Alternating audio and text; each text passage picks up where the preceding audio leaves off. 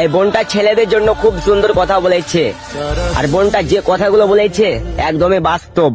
তো সবাই বোনটার ভিডিওটা দেখে যাও। বলে যে কষ্ট কাকে বলে, তবে আমি বলবো প্রবাসী ভাইদের কাছে জিজ্ঞাসা করতে, কারণ তারা জানে যে কষ্ট কি।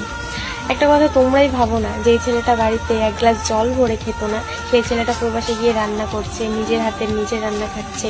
যে ছেলেটা সত্যি কষ্ট সহ্য করতে পারতো না, একটু কষ্ট হলেই বাবা মাকে চিৎকার করে বলতো, সেই ছেলেটা এই যে কাজে যায়, কাজ থেকে আসার পরে ক্ষত বিক্ষত শরীরটা দেখতে পায়, তখন তারা মলম বা ব্যান্ডেজ করে না, কারণ তারা জানে কাল আবারই যাব, কাল আবার কাটবে, তাই তারা ব্যান্ডেজ করে না। আর ভালোবাসা, তার মা বাবার ভালোবাসা না পেতে পেতে তাদের কলিজা পুরো একদম শেষ হয়ে গেছে।